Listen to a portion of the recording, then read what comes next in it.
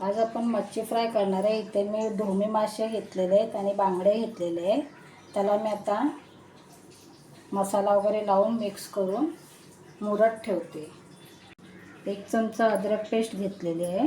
मध्ये 1 चमचा हळद टाकायची। घरगुती मसाला आहे, तुम्हाला किती तिखट हवं त्याच्यावरती तुम्ही मसाला टाका। मी इथे 4 चमचे टाकते छोटेवाले। काश्मीरी मिरची टाकते 2 चमचे। पाव चमचा गरम मसाला आहे। 1 चमचा धने पावडर आहे। 1 चमचा जिरे पावडर आहे। चवीनुसार मीठ टाकते। ते मी चिंचेचं पाणी काढून घेतलेलं आहे, ते मी इथे मिक्स करते याच्यामध्ये।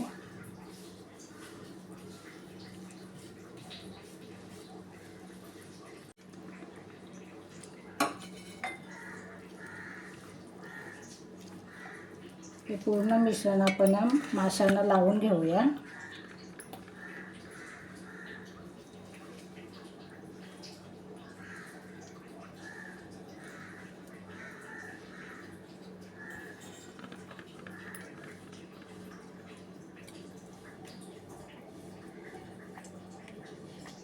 पूर्ण आतमध्ये पण असं व्यवस्थित लावून घ्यायचं आहे।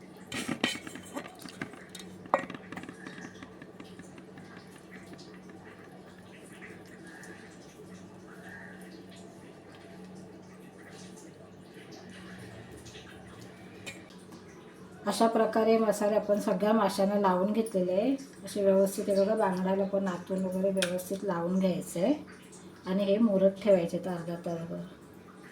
मासे मुरत ठेवले होते ते आता आपण तळायला घेऊया।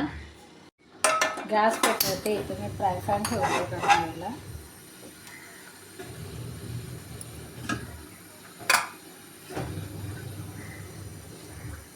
त्यामध्ये मी 2 चमचे तेल टाकते।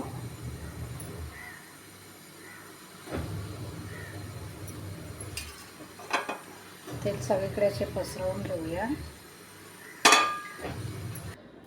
इथे मी 4 चमचे रवा घेते।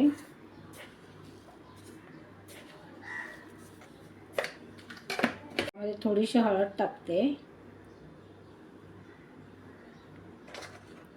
काश्मीरी लाल मिरची टाकते।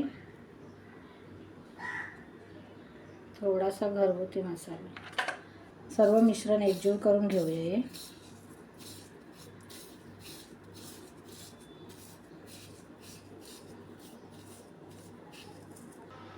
तेल गरम झाले, आपण हे ढोमी मासे आहे ते पहिला तळून घेऊया। त्याला मी मिक्स केलेला मसाला वगैरे तो रवा लावून घेते।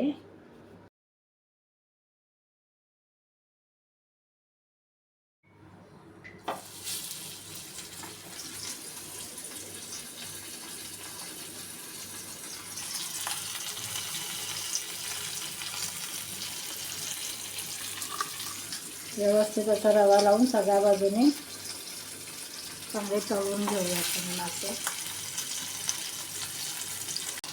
एक साईड तळून झालेली आहे, आपण आता हे पलटी करूया।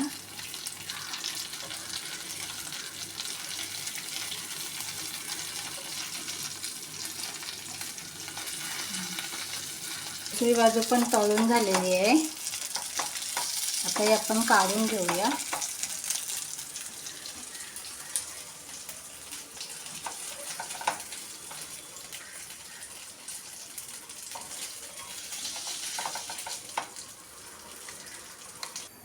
परत मी पॅनमध्ये 1 चमचा तेल टाकते।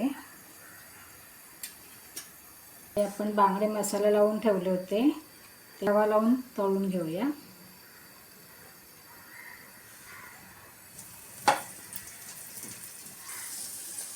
व्यवस्थित सगळीकडे रवा लावायचा, म्हणजे छान कुरकुरीत होतात।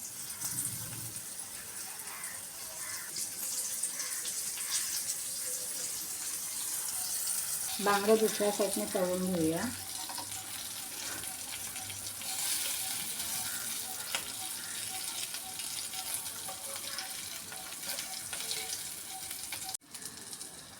बांगडे आपले तळून झालेले आहे। गॅस बंद करते।